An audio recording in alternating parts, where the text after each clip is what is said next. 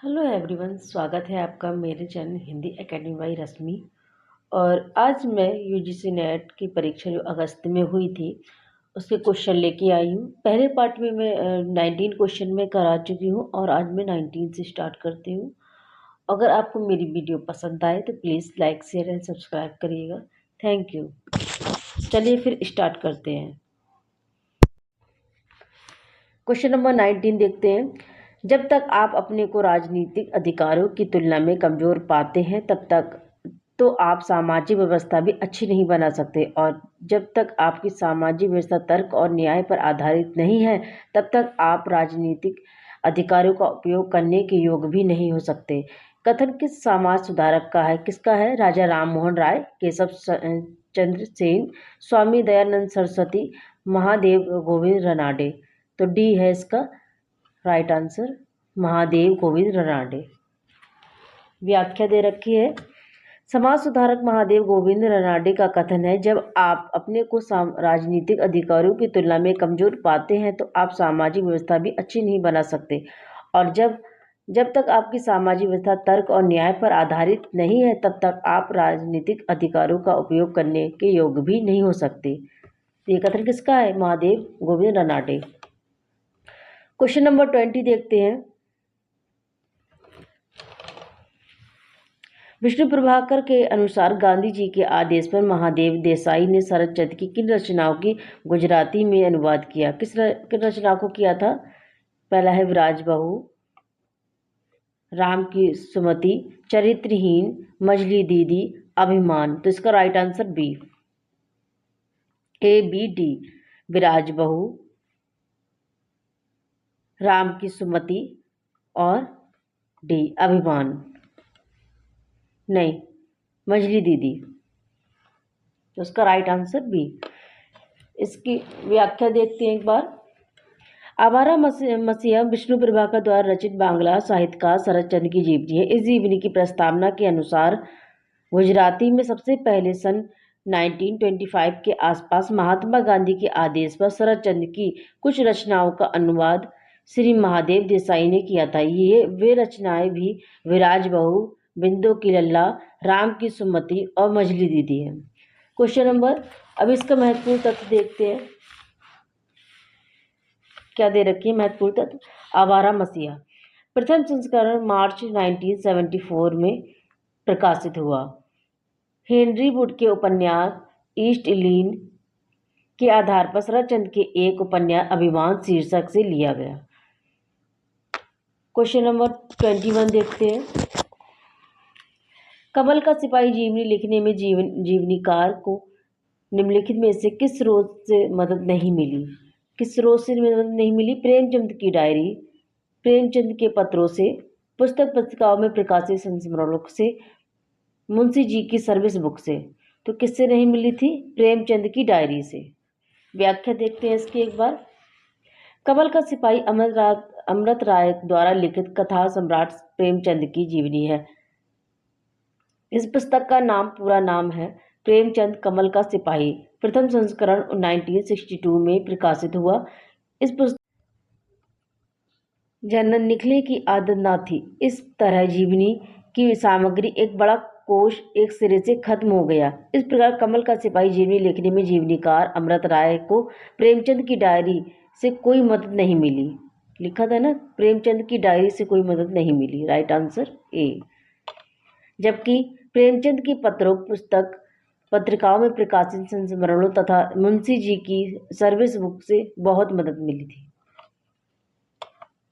Service book से first के साथ सूची सेकंड का मिलान कीजिए। तो इसमें मिलान करना है। इसमें आलोचक और सेकंड में आलोचना ग्रंथ है।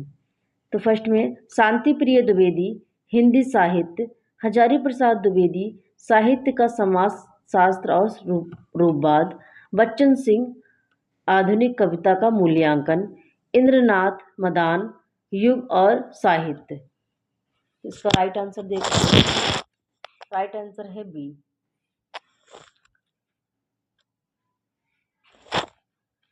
किस तरीके से मिलान किया गया है? आलोचक आलोचना ग्रंथ।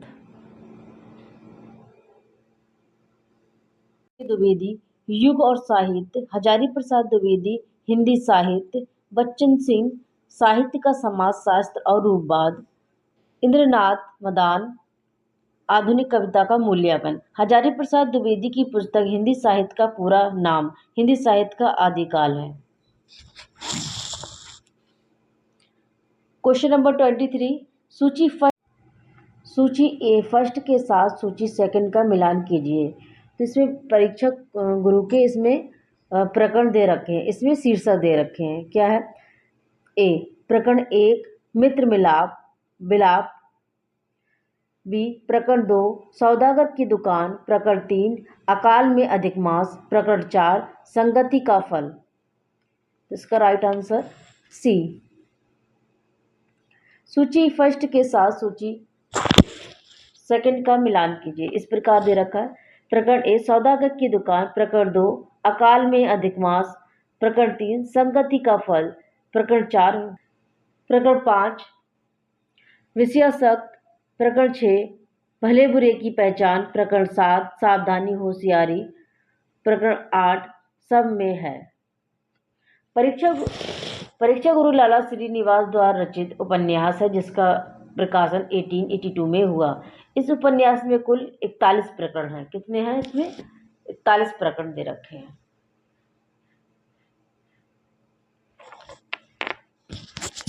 क्वेश्चन नंबर 24, सूची फर्स्ट के साथ सूची सेकंड का मिलान कीजिए।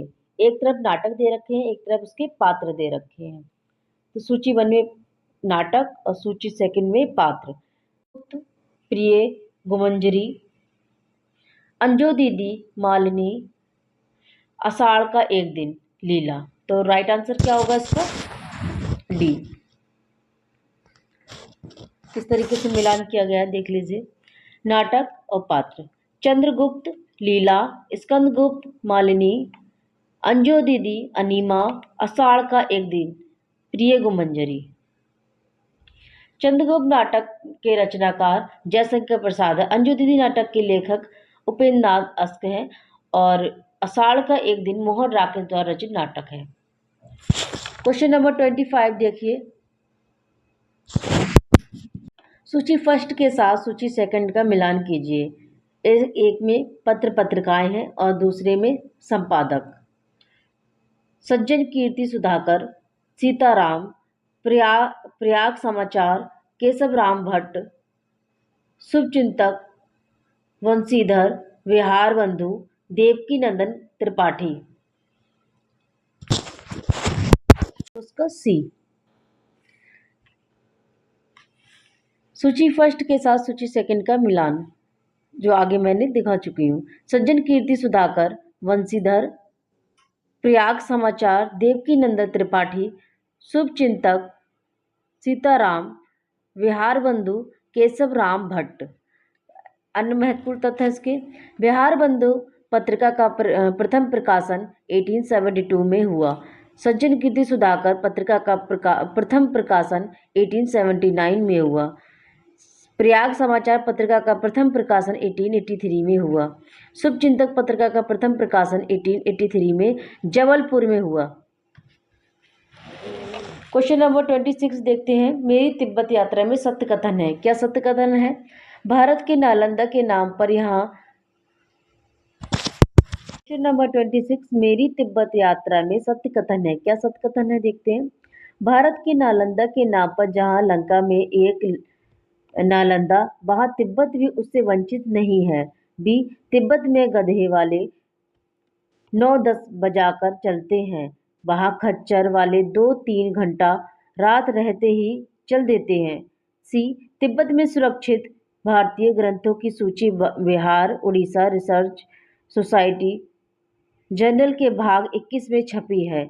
इलाके के अफसरों को नेपाल में जोडुपोन कहते हैं और उसके इलाके को जोडू कहा जाता है। भूटिया लोग छुपे चोंगा के दामन से खाने पीने की चीज़ों के छू जाने से बहुत परहेज करते हैं। तो नीचे दिए गए विकल्प में सही उत्तर का चयन कीजिए। इसमें राइट आंसर बी। ए भारत के नालंदा के नाम पर जहाँ लंका में एक नालंदा, वहाँ तिब्बत भी उससे वंचित नहीं था। राइट आंसर सी तिब्बत में सुरक्षित भारतीय ग्रंथों की सूची Bihar Orissa research society journal के भाग 21 में छपी है। और भूटिया लोग छुपे चोंगा के दामन से खाने पीने की चीजों के छू जाने से बहुत परहेज करते हैं। राइट आंसर इसका बी। मेरी तिब्बत यात्रा राहुल द्वारा रचित यात्रा वृत्तांत जिसका प्रकाशन 1937 में हुआ। देखते हैं क्या है। फर्स्ट, भारत के नालंदा के नाम पर जहाँ लंका में एक नालंदा वहाँ तिब्बत भी उससे वंचित नहीं है। सेकंड में, तिब्बत में सुरक्षित भारतीय ग्रंथों की सूची Bihar Orissa research society journal के भाग 21 में छपी है। इलाके के अफसरों को नेपाल के जोडुपोन कहते हैं और उसके इलाकों को जोडू कहा जाता है। भूटिया लोग छुपे चोंगा के दामन से खाने पीने की चीज़ों को छू जाने से बहुत परहेज करते हैं। मेरी तिब्बत यात्रा का विषय में सूची है। क्वेश्चन नंबर 27, सूची फर्स्ट के साथ सूची सेकंड का मिलान कीजिए। इसमें मूर्धइया और इसमें आशय लिखा है। क्या आशय है उसका? जो शब्द दे रखे हैं उसका आशय दे रखा है। डागर,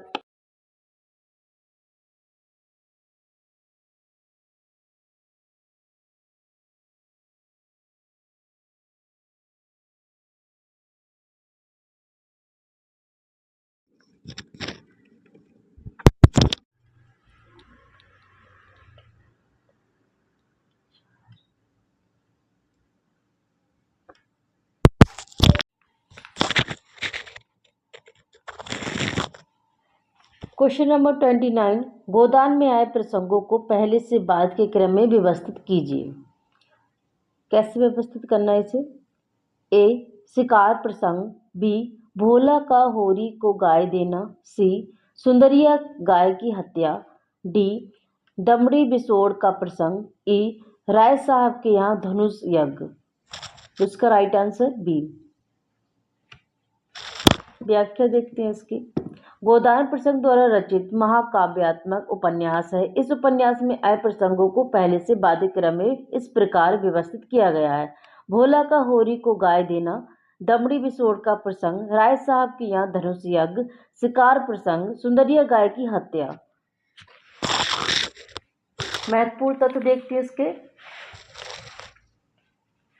गोदान उपन्यास के घटनाक्रम। क्या क्या घटनाक्रम है? गोबर द्वारा झुनिया को भगाकर घर लाना। सेकंड वाला, राय साहब को खबर मिलना कि होरी से गांव के पंचों ने जुर्माना वसूल किया। सी, राय साहब की कन्या के विवाह की बातचीत। गोबर का पुनः शहर आना। क्वेश्चन नंबर 30 देखते हैं एक बार। व्याख्या देख लीजिए एक बार। फोर्ट विलियम कॉलेज की स्थापना 10 जुलाई 1800 की गई। उस समय लॉर्ड वेलेस की स्थापना अंग्रेज अफसरों को भारतीय रहन सहन, सभ्यता, संस्कृति और देसी भाषा का ज्ञान कराने के लिए हुई थी। जॉन गिलक्राइस्ट को 18 अगस्त 1800 को हिंदुस्तानी विभाग का प्रोफेसर नियुक्त किया गया था। इसीलिए विकल्प बी सही है। महत्वपूर्ण तथ्य है, जॉन मारे गए गुलफाम उर्फ तीसरी कसम कहानी में हीराबाई को ले जा रही बैलगाड़ी के रास्ते में उल्लेखित स्थानों को पहले से बाद के क्रम में व्यवस्थित कीजिए।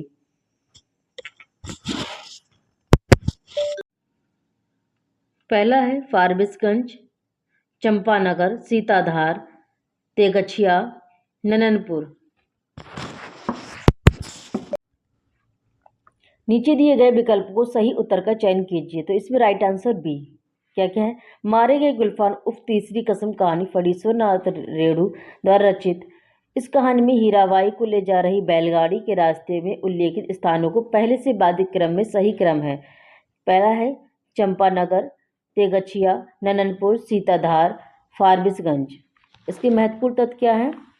मारे गए गुलफाम उर्फ तीसरी कसम, इस कहानी में घनश्याम नगर, कुल्लू, दिल्ली, एम्पोरियम, धूमनगंज आदि स्थानों का उल्लेख हुआ है। किस कहानी में हुआ है? पिता, परिंदे, अमृतसर आ गया, कोसी का घटवार। तो इसमें पिता कहानी में। व्याख्या देखिए। ज्ञान रंजन द्वारा रचित कहानी पिता में प्रश्नोत्तर सभी स्थानों के उल्लेख हैं, सभी स्थानों का उल्लेख है इसमें। अभी घनश्याम नगर के मकानों के लंबे सिलसिलों के किनारे सवारी गाड़ी धड़धड़ाती हुई गुजरी। कुल्लू का सेब मंगाने और दिल्ली एम्पोरियम से बढ़िया धोतियां मंगाकर उन्हें पहनाने का उत्तर है दादा, भाई, पिता इत्यादि। इस कहानी में पिता रामायण और गीता पुस्तकों में जिंदगी के 35 वर्ष काट दिए। क्वेश्चन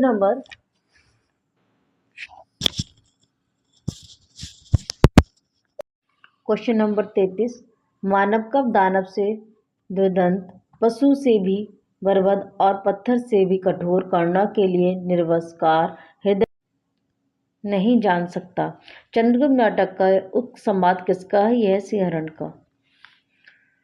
जयशंकर प्रसाद द्वारा रचित नाटक चंद्रगुप्त का प्रकाशन 1931 में हुआ। इस नाटक के पात्र सिंहरण का संवाद है कि मानव कब दानव से दुर्दंत, पशु से भी बर्बद और पत्थर से भी कठोर, करुणा के लिए निर्वस्कार हृदय वाला हो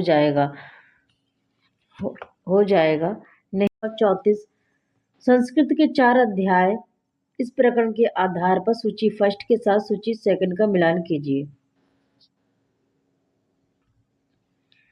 सूची फर्स्ट में अध्याय दे रखे हैं, सूची सेकंड में प्रकरण। भारतीय जनता की रचना और हिंदू संस्कृति का आविर्भाव, अमृत और हलाला का संघर्ष, प्राचीन हिंदू तत्व से विद्रोह, मुस्लिम नवोत्थान, हिंदी संस्कृति और इस्लाम, बौद्ध आंदोलन के सामाजिक प्रसंग, भारतीय संस्कृति और यूरोप, आर्य द्रविड़ समस्याएं। इसका राइट आंसर बी। व्याख्या देख लीजिए एक बार। संस्कृति के 4 अध्याय प्रकाशन 1956 में हुआ। इसके लेखक रामधारी सिंह दिनकर है। इस पुस्तक में संदर्भ में सूची फर्स्ट के साथ सूची से इस तरीके से मिलान किया गया है, देख लीजिए। भारतीय जनता की रचना और हिंदू संस्कृति का आविर्भाव, आर्य द्रविड़ समस्याएं, प्राचीन हिंदू तत्व की विद्रोह, बौद्ध आंदोलन के सामाजिक प्रसंग, हिंदू संस्कृति और इस्लाम, अमृत और हलाला का संघर्ष, भारतीय संस्कृति और यूरोप, मुस्लिम नवोत्थान। महत्वपूर्ण तथ्य है इसके। संस्कृत के 4 अध्याय पुस्तक में कुल 4 अध्याय हैं। प्रथम अध्याय में कुल 3 प्रकरण हैं, द्वितीय अध्याय में 7 प्रकरण हैं, तृतीय में कुल 12 प्रकरण हैं, चतुर्थ अध्याय में कुल 17 प्रकरण हैं। क्वेश्चन नंबर 35 देखते हैं। सूची फर्स्ट के साथ सूची सेकंड का मिलान कीजिए। फर्स्ट में निबंध दे रखे हैं, सेकंड में निबंधकार है। साहित्य की महत्ता, बाबू गुलाब राय। साहित्य का मूल, माखनलाल चतुर्वेदी। साहित्य देवता महावीर प्रसाद द्विवेदी। साहित्य कला और प्रेम, यशपाल। इसका राइट आंसर बी, ए। मिलान। निबंधकार, साहित्य की महत्ता, महावीर प्रसाद द्विवेदी। साहित्य का मूल, बाबू गुलाब राय। साहित्य देवता, माखनलाल चतुर्वेदी। साहित्य कला और प्रेम, यशपाल। महत्वपूर्ण तथ्य है इसके।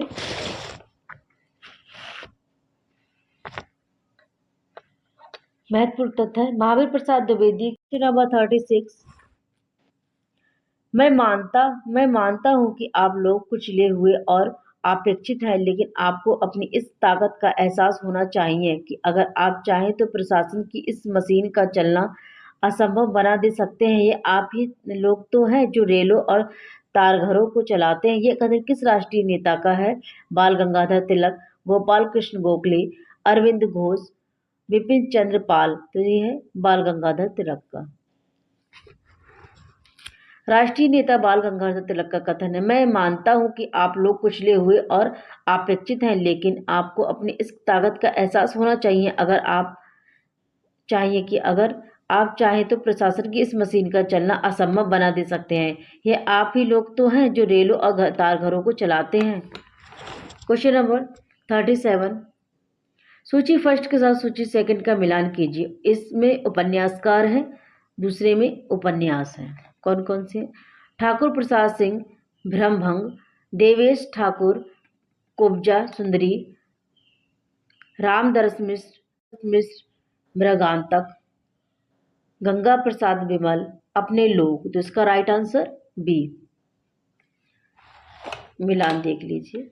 उपन्यासकार और उपन्यास क्या है?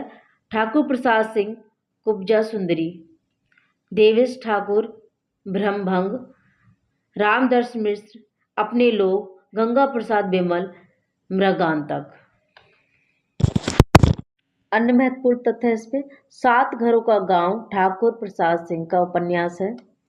जंगल जंगल के जुगनू देवेश ठाकुर का उपन्यास है।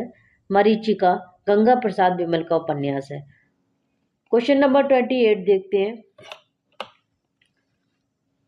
सूची 1 के साथ सूची 2 का मिलान है। ये इसमें हिंदी व्यंजन दे रखे, इसमें उच्चारण स्थान है। पा का खा गा गा गा, चा छा जा झा तालब। तो इसमें right answer B. Question number 39। किसी चीज को ना जानना यदि गलत है तो जानबूझकर ना भूल पाना, हमेशा जोक की तरह उसे चिपटे रहना, यह भी गलत है। परिंदे कहानी का उक्त कथन किसका है? किसने कहा है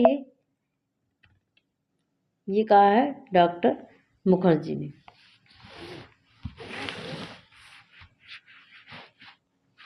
परिंदे कहानी नम्र वर्मा द्वारा रचित इस कहानी के पात्र हैं डॉक्टर मुखर्जी। कथन है कि किसी चीज को ना जानना यदि गलत है तो जानबूझकर ना भूल पाना, हमेशा जोक की तरह उससे चिपटे रहना, यह गलत है। यह भी गलत है। परिंदे कहानी का पात्र है, अन्य पात्र हैं। परिंदे कहानी के पात्र हैं लतिका, करीमुद्दीन, सुधा, जूली, फादर और गिरीश नेगी इत्यादि। परिंदे शीर्षक का एक कहानी संग्रह भी है। इसमें कुल 7 कहानियां हैं, संग्रहित हैं। क्वेश्चन नंबर 40 देखते हैं। Question number 40। रुपया को बजाकर देखा जाता है और आदमी को एक ही बोली से पहचाना जाता है, ये उक्ति किस पात्र से संबंधित है? किससे है? प्रशांत, बालदेव, कालीचरण, बामन दास। तो ये है बालदेव से। व्याख्या देखिए। फणीश्वर नाथ रेणु द्वारा रचित मैला आचरण उपन्यास का अंश है। लक्ष्मी के आंसू थम चुके थे, बालदेव जी ठीक समय पर आ गए। महंत साहब बालदेव जी को बहुत प्यार करने लगे थे। 5-7 दिनों की जान पहचान में ही महंत साहब ने बालदेव जी को अच्छी तरह पहचान लिया था। रुपया को बजाकर देखा जाता है और आदमी को एक ही बोली से पहचाना जाता है। इस प्रकार उक्त कथन बलदेव 1954 में प्रकाशित हुआ। यह उपन्यास बिहार राज्य के कोडरमा जिले की मेरीगंज से संबंधित है। मुख्य पात्र हैं बहरा। क्वेश्चन नंबर 41 देखते हैं। जुनिया के शरण देने पर पंचायत का दंड चुकाने के लिए होरी ने किसके हाथ अपने घर को 80 रुपए में गिरवी रखा? किसके? झुंगरी सिंह, दाता दीन, लाला फटेश्वरी, नोखेराम। तो झुंगरी सिंह।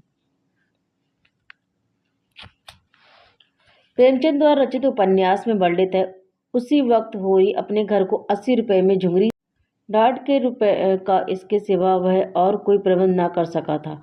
20 रुपए कह रखा है इसमें। इस प्रकार जुनिया को शरण देने पर पंचायत का दंड चुकाने के लिए होरी ने झुंगरी सिंह के हाथ अपने घर को 80 रुपए में गिरवी रख दिया। अन्य महत्वपूर्ण कथन है इसके। गोदान 1936 में प्रकाशित हुआ। रूपा, सोना, ओकारनाथ, मालती, राय साहब, गोविंदी, सिलिया, धनिया, गोबर, मेहता, हीरा, पंडित, नोखेराम, लाल फटेश्वरी इत्यादि इसके उपन्यास के पात्र हैं। ये कौन है? ये सब पात्र हैं। ये पात्र हम लोगों को पता होने चाहिए।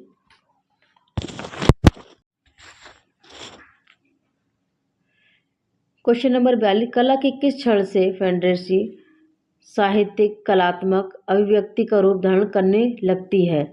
कला के उद्भव क्षण से, कला के पहले क्षण से, कला के दूसरे क्षण से, कला के तीसरे क्षण से।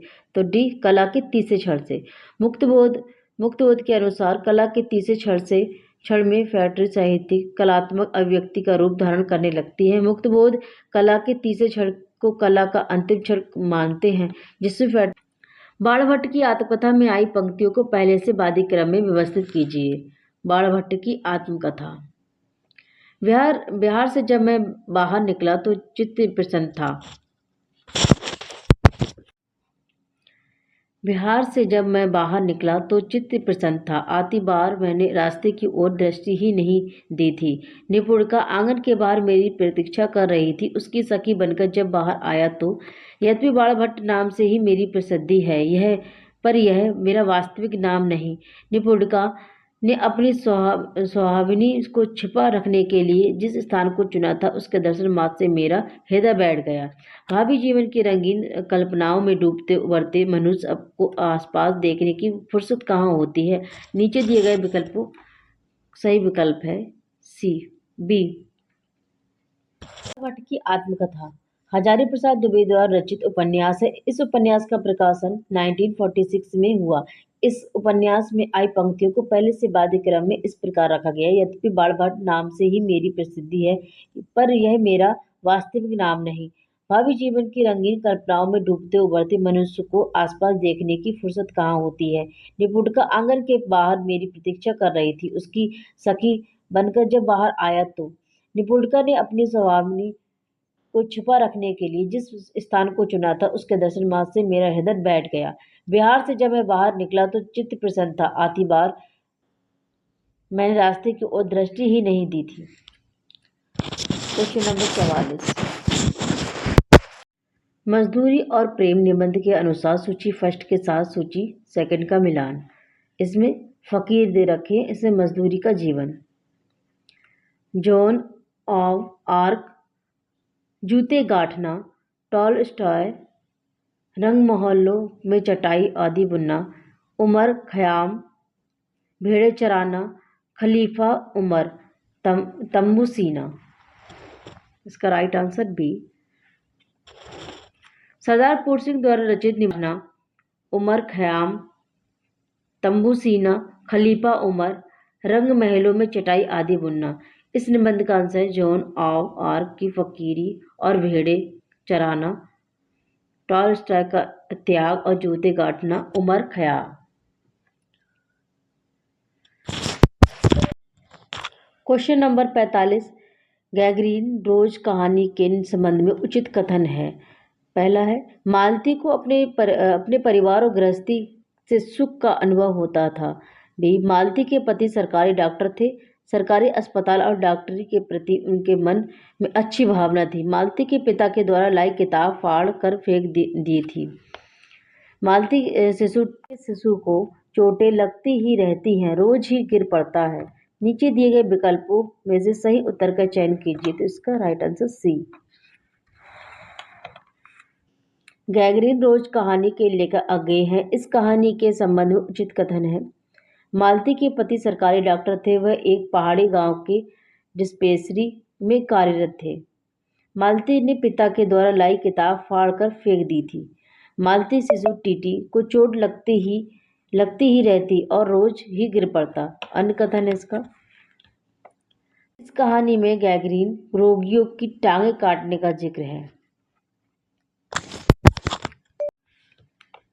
किशोरीदास वाजपेयी की पुस्तक हिंदी की वर्तनी तथा शब्द विश्लेषण के अध्यायों का सही अनुक्रम है। क्या है? समास में वर्तनी की स्थिति, वाक्य विन्यास में वर्तनी का विवेचन, हिंदी की कुछ क्रियाएं, नाम यानी संज्ञाएं, हिंदी में अनुनासिक वर्ण और अनुस्वार। नीचे दिए गए विकल्पों में से सही उत्तर का चयन कीजिए। तो राइट आंसर इसका बी। व्याख्या देखते हैं इसके एक बार। किशोरीदास वाजपेयी की पुस्तक हिंदी की वर्तनी तथा शब्द विश्लेषण के अध्ययनों का सही अनुक्रम है। हिंदी की कुछ क्रियाएं अध्याय 2, नाम यानी संज्ञाएं अध्याय 3, हिंदी में अनुनासिक वर्ण और अनुस्वार अध्याय 5, समास में वर्तनी की स्थिति अध्याय 7, वाक्य विन्यास में वर्तनी का विवेचन अध्याय 9। अन्य महत्वपूर्ण है प्रथम अध्याय हिंदी की वर्तनी और वाक्य विन्यास पद्धति। चतुर्थ अध्याय है जिमी लोड़ विलजई पड़ी एही तिमि घरणी लई चित समरस जाई तखड़े जय कवि हैं।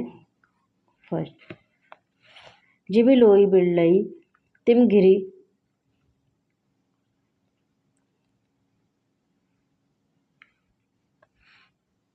और प्रेम निबंध के अनुसार पश्चिमी सभ्यता मुख मोड़कर जिस नए आदर्श को उन्मुख है, उस आदर्श को दर्शाने वाले देवता कौन है?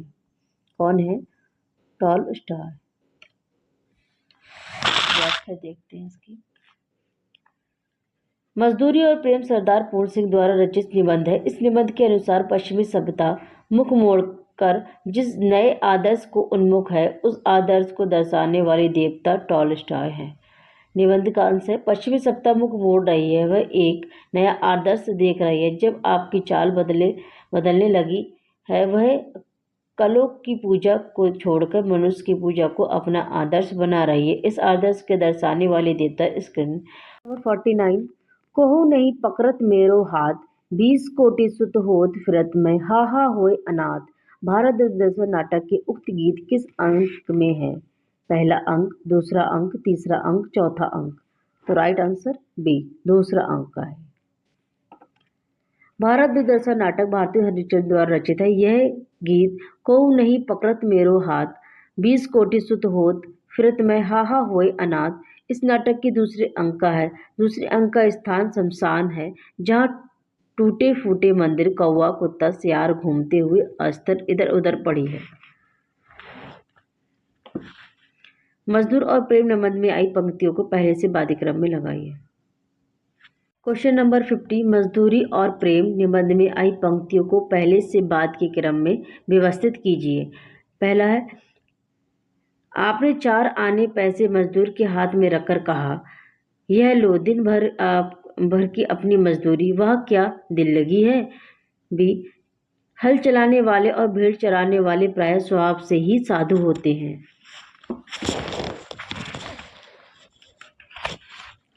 सी, पश्चिमी सत्ता मुख मोड़ रही है, वह एक नया आदर्श देख रही है। डी, मुझे तो मनुष्य के हाथ से बने कामों में उनकी प्रेममय पवित्र आत्मा की सुगंध आती है। ई, आदमियों की तिजारत करना मूर्खों का काम है, सोने और लोहे के बदले मनुष्य को बेचना मना है। नीचे दिए गए विकल्पों सही उत्तर का चयन कीजिए। तो राइट आंसर इसमें बी। व्याख्या देखते हैं इसके एक बार। सरदार पूर्ण सिंह द्वारा रचित निबंध मजदूरी और प्रेम में आई पंक्तियों को पहले से बाद क्रम यह है, हल चलाने वाला और भेड़ चराने वाला प्राय स्वभाव से ही साधु होते हैं। हल चलाने वाला का जीवन शीर्षक से है। अपने 4 आने पैसे मजदूर के हाथ में रखकर कहा, यह लो दिन भर की मजदूरी, वह क्या दिल लगी है? मजदूर की मजदूरी शीर्षक से है। मुझे तो मनुष्यों के हाथ से बने कामों में उनकी प्रेममय पवित्र आत्मा की सुगंध आती है, प्रेम मजदूरी शीर्षक से है। आदमियों की तिजारत करना मूर्खों का काम है, सोने और लोहे के बदले मनुष्य को बेचना मना है, मजदूरी और कला शीर्षक से है। पश्चिमी सभ्यता मुख मोड़ रही है, वह एक नया आदर्श देख रही है, पश्चिमी सभ्यता एक नया आदर्श शीर्षक से है। देखते चीफ की दावत कहानी के आधार पर सामनाथ के संबंध में सटीक कथन है। क्या है? सामनाथ की भारतीयता में गहरी आस्था थी। सामनाथ ने माँ को सफ़ेद कमीज और सफ़ेद सलवार पहनने के लिए कहा। सामनाथ अपने चीफ को नापसंद करते थे। सामनाथ पार्टी की कामयाबी सुनिश्चित कर लेना चाहते थे। सामनाथ को दुनिया के कहे की चिंता होती थी। नीचे दिए गए विकल्पों में सही उत्तर का चयन कीजिए। तो इसमें राइट आंसर बी, सामनाथ ने माँ को सफ़ेद कमीज और सफ़ेद सलवार पहनने के लिए कहा। और डी, सामनाथ पार्टी की कामयाबी सुनिश्चित कर लेना चाहते थे। और ई, सामनाथ की दुनिया के कहे की चिंता होती थी। भीष्म साहनी द्वारा रचित कहानी चीफ की दावत के आधार पर सामनाथ नामक पात्र के संबंध में सटीक कथन है। सामनाथ ने माँ को सफ़ेद कमीज और सफ़ेद सलवार पहनने के लिए कहा। सामनाथ पार्टी की कामयाबी सुनिश्चित कर लेना चाहते थे। सामनाथ की दुनिया कहे की चिंता होती थी। अन्य महत्वपूर्ण तथ्य, माँ ने गाया, हरिया भी भाए, हरिया भी भौड़े, हरिया भी भाग हो गई। सामनाथ फुलकारी का मतलब समझाने की असफल चेष्टा करने के बाद अपनी माँ से कोई पुरानी फुलकारी दिखाने को कहते हैं। 52 हिंदी की सर्वदेशिक व्यापकता के संबंध में निम्नलिखित कथन मिलते हैं। कौन सा? ए, हिंदी की व्यापकता और लोकप्रियता का एक कारण साहित्य एवं संगीत की दृष्टि से उसकी संपन्नता भी है। बी, हिंदी की देशव्यापी बनाने में वैष्णव धर्म, सूफी संतों, निर्गुण सगुण कवियों की महत्वपूर्ण भूमिका रही है। सी, सभी रीतिकालीन हिंदी कवि राजशाही थे। डी, हिंदी के विकास में राजनीतिक परिस्थितियों और गतिविधियों का बड़ा हाथ रहा है। हिंदी प्रदेश व्यापारिक दृष्टि से महत्वपूर्ण नहीं थे, इसलिए हिंदी को सर्वदेशिकता का विकास अवरुद्ध हुआ। राइट, नीचे दिए गए विकल्प को सही उत्तर का चयन कीजिए। तो इसका राइट आंसर है बी। कौन सा? ए, हिंदी की व्यापकता और लोकप्रियता का एक कारण साहित्य और संगीत की दृष्टि से उनकी संपन्नता भी है। और बी, हिंदी की देशव्यापी बनाने में वैष्णव धर्म, सूफी संतों, निर्गुण सगुण कवियों की महत्वपूर्ण भूमिका रही है। डी, हिंदी के विकास में राजनीतिक परिस्थितियों और गतिविधियों का बड़ा हाथ रहा है। व्याख्या देखेंगे इसकी। हिंदी की सर्वदेशिक व्यापकता के संबंध में निम्नलिखित कथन मिलते हैं। हिंदी की व्यापकता और लोकप्रियता का एक कारण साहित्य एवं संगीत की दृष्टि से उसकी संपन्नता भी है। हिंदी की देशव्यापी बनाने में वैष्णव धर्म, सूफी संतों, निर्गुण सगुण कवियों की महत्वपूर्ण भूमिका रही है। हिंदी के विकास में राजनीतिक परिस्थितियों और गतिविधियों का बड़ा हाथ रहा है।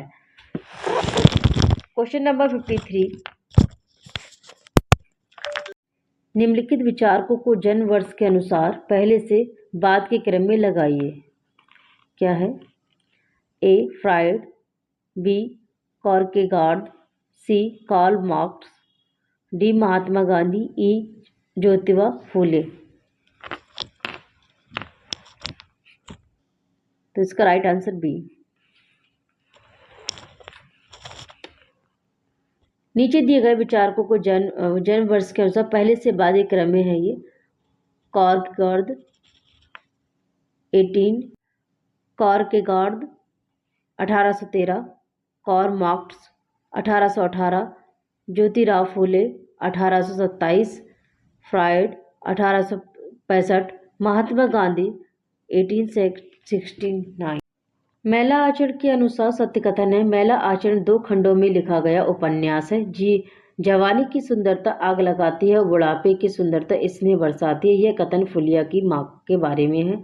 इस उपन्यास में कुल 67 खंड हैं। इस उपन्यास में कायस्थ टोली के लोग राजपूत टोली को क्षत्रिय टोली कहते हैं। एक दिन इस गांव में गिद्ध कौवा उड़ेगा। लक्ष्य अच्छे नहीं है।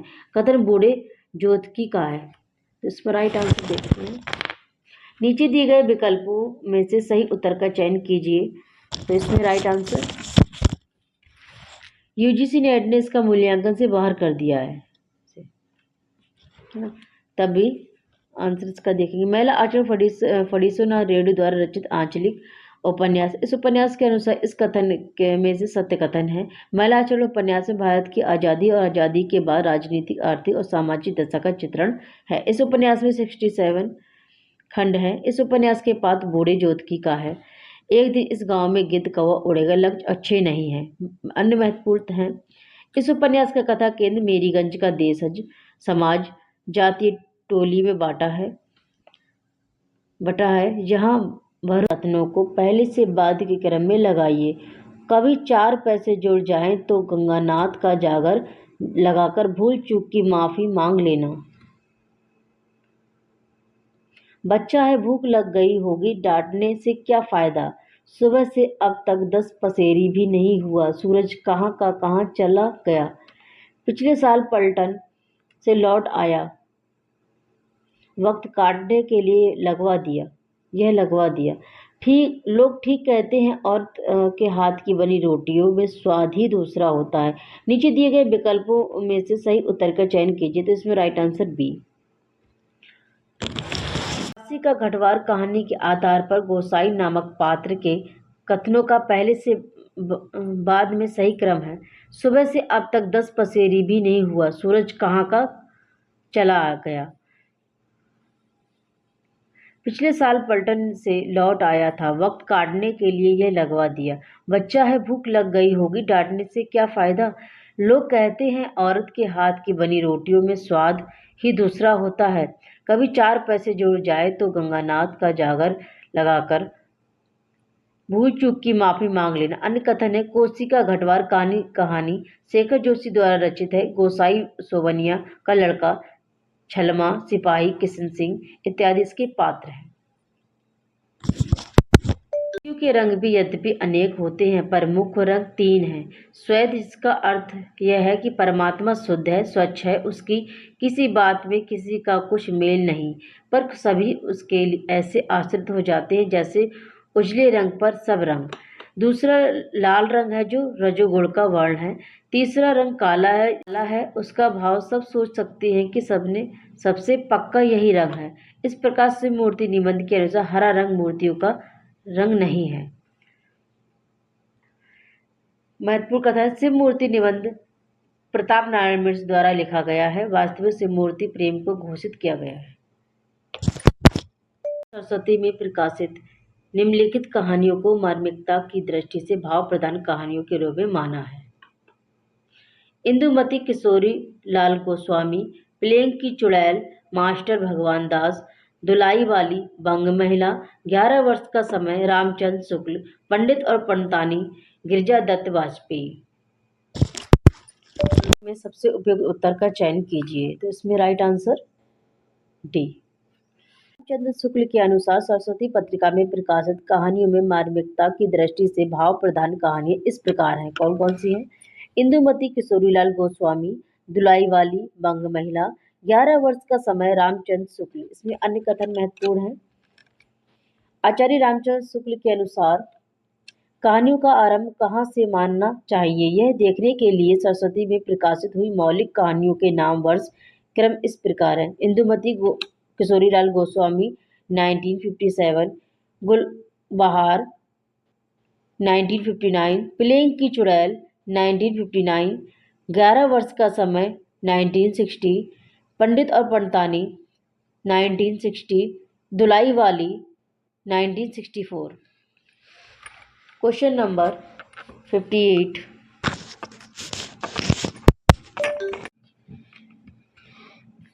क्वेश्चन नंबर 58, राजभाषा के संबंध में निम्नलिखित तथ्य मिलते हैं। कौन से? ए, अनुच्छेद 343 ए के अनुसार संघ की राजभाषा हिंदी और लिपि देवनागरी होगी। बी, 17 जून 1957 को राष्ट्रपति द्वारा राजभाषा आयोग का गठन किया गया। सी, अनुच्छेद 350 में उच्चतम न्यायालय और उच्च न्यायालयों की आदि की भाषा व्यवस्था है। डी, अनुच्छेद 344 के अनुसार राष्ट्रपति संविधान के प्रथम 5 और 10 वर्ष के बाद राजभाषा आयोग नियुक्त कर सकता है। अनुच्छेद 345 में यह व्यवस्था है कि राज्य का विधानमंडल विधि द्वारा अनुच्छेद 345 में यह व्यवस्था है कि राज्य का विधानमंडल विधि द्वारा एक या अधिक प्रदेशित भाषाओं या हिंदी की सरकारी प्रयोजनाओं के लिए स्वीकार कर सकेगा। नीचे दिए गए विकल्पों में से सही उत्तर का चयन कीजिए। तो इसमें राइट आंसर बी, डी।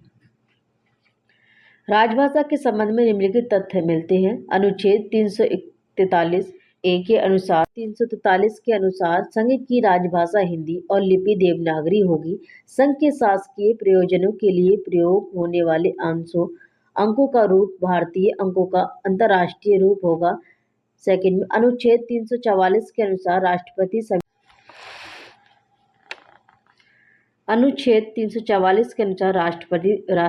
संविधान के प्रारंभ से 5 वर्ष की समाप्ति पर और तत्पश्चात ऐसे प्रारंभ 10 वर्ष की समाप्ति पर आदेश द्वारा एक आयोग गठित करेगा जो एक अध्यक्ष और 8वीं अनुसूची में विनिर्दिष्ट विभिन्न भाषाओं का प्रतिनिधित्व करने वाले ऐसे अन्य सदस्यों से मिलकर बनेगा जिनको राष्ट्रपति नियुक्त करे और आदेश में आगे निश्चित करेगा। अनुच्छेद 345 में व्यवस्था की राज्य का विधानमंडल विधि द्वारा एक या अधिक प्रदेशित भाषाओं का या हिंदी के सरकारी प्रयोजन के लिए स्वीकार कर सकेगा। अन्य महत्वपूर्ण, राष्ट्रपति द्वारा राजभाषा आयोग का गठन 7 जून 1955 को किया गया। अनुच्छेद 348 में उच्चतम न्यायालय और उच्च न्यायालयों आदि की भाषा व्यवस्था है।